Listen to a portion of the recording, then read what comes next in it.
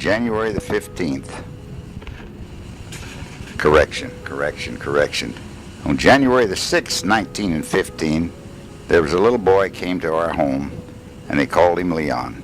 He was born at 6 a.m. in the morning in the City Hospital, 14th and Lafayette, St. Louis, Missouri. What I can really remember, at the first I can ever remember of my early life, was going to a free home, and they called it free home, and I guess it was someplace where children were kept, something similar to an orphan's home, but I believe it had to be when Sammy was born. It was born in 1921, and Annie and I were there, and my memory of that place was that my father came to visit us, and he brought a large bag of fruit, one of those large paper bags with bananas and oranges, and he waited in a room for us to be brought in, and he gave us the fruit, and the teacher or supervisor took the fruit and said she'd take care of it, and us children, Annie and I, assumed that we would get the benefit of the fruit, but whenever our portion of the fruit was divided, we got an apple, which I thought was wrong, and when questioned, they said they divided it up equally to all. And the other incident I remember was that you were required, whatever was put on the table before you, you were required to eat all. You could not go away and leave anything on your plate. And at this time, they were served me some meat with a lot of fat on it. And I could not, under the best of circumstances, eat fat. And I put it in another boy's plate on my left, and when we were out in the playground, the teacher or supervisor come and said, you left things on your plate, you got to go eat it. And I have always asked the Creator to give that boy a blessing, because he saved my life. I would have thrown it up as sure as God made little apples, and he sure made a lot of little apples. And my next memory, of course, was going to Hebrew school with Jaime Levitt, whose father had the delicatessen at 11th and Biddle Street, where we lived in Dobransky's apartment, cold water tap they called it. It was on the second floor, and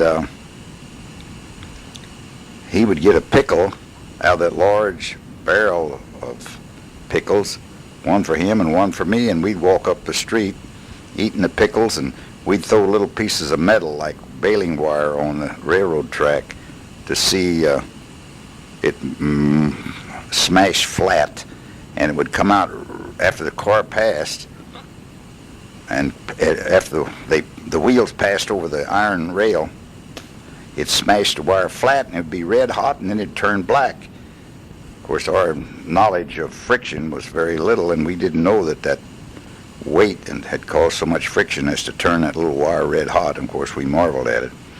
And sometimes we'd hang on the back of the streetcar where the conductor couldn't see us and ride maybe a half a block or some short distance. But on the way to Hebrew school, we had to pass a large Catholic church they called St. Joseph's, and we were awed by it because the nuns had these large black habits, looked like a great headpiece, and long flowing black robes, and the priests did too. And we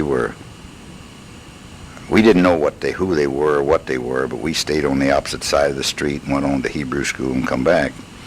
And of course, I then remember in St. Louis, going to kindergarten, which I've been told is where kindergarten originated, was in St. Louis, a German word meaning kinder is children. And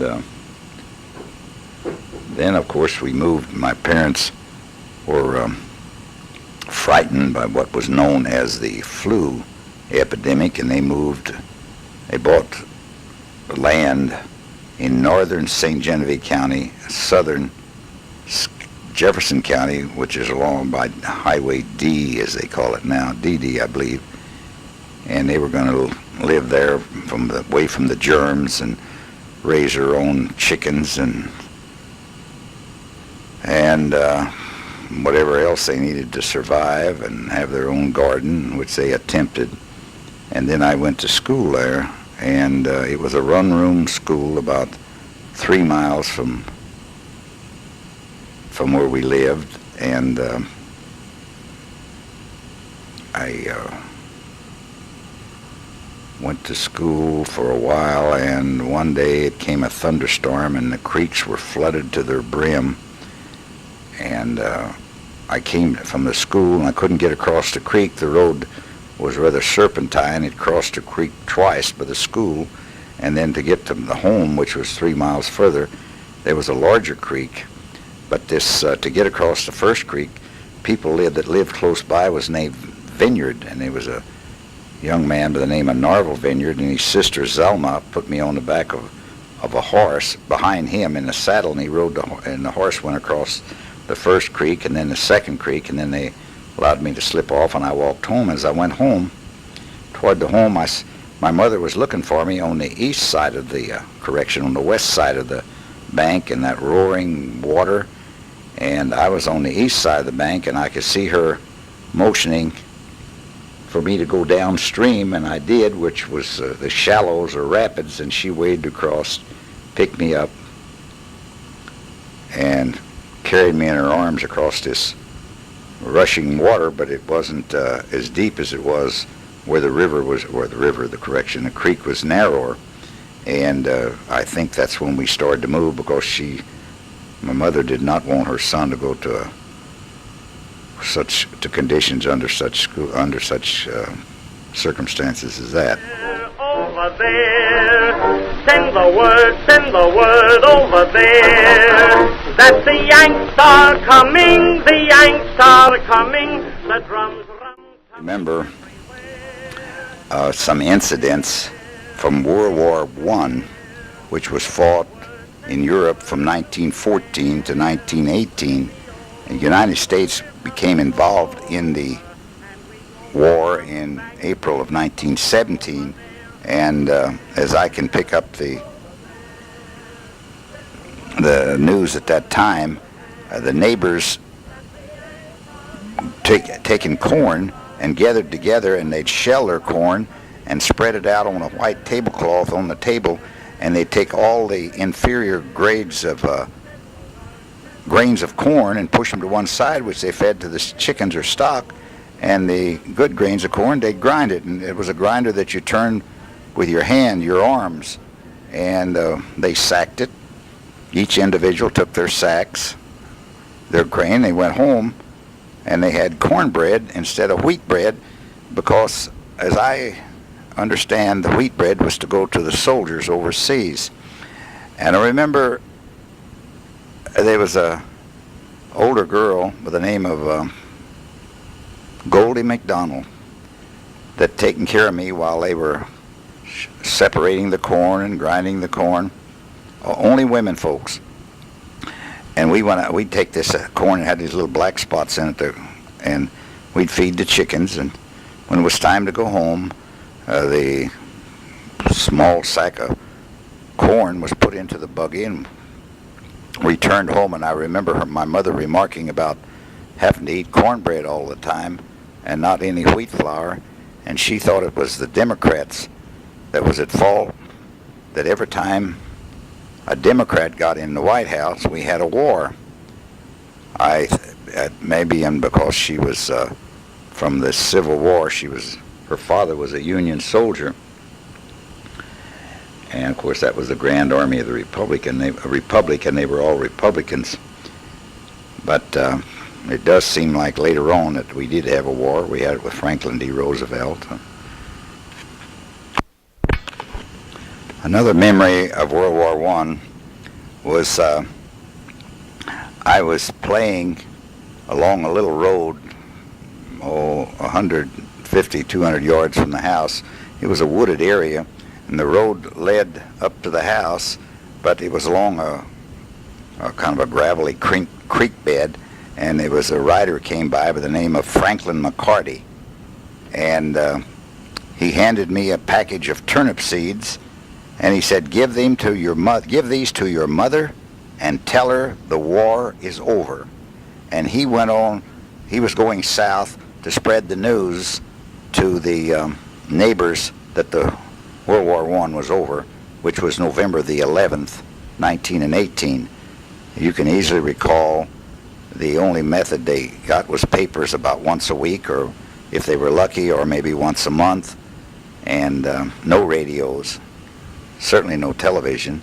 They had rule-free delivery, which you'd get every day if the creeks didn't flood the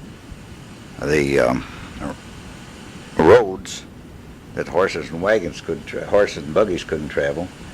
But news traveled, and that's the way as I remember the news. I remember another incident that happened in this farm. There was a lot of maple trees in this creek bottom land that people would drill holes into and then make marks on the tree running to this hole that they'd driven a peg into and hang a bucket, and it would fill with, looked to me like water, but they called it maple juice, maple syrup, and they would make what we call maple syrup out of it. And then, of course, I remember my folks had some of the farmers plant one of their fields in sorghum cane, and while the cane was still, when it matured and it was ready to be crushed, they would leave it standing and strip all the leaves, it looked like corn, all the leaves of corn away from it, and then chop it and take it in their arms and carry it to where they were going to crush the juice from it. And a man by the name of Beezer was supposed to be an expert at cooking the juices from this sorghum cane till it became sorghum molasses, which of course was a sweetener, and they'd make cookies and flavor different things from that sorghum. That I remember.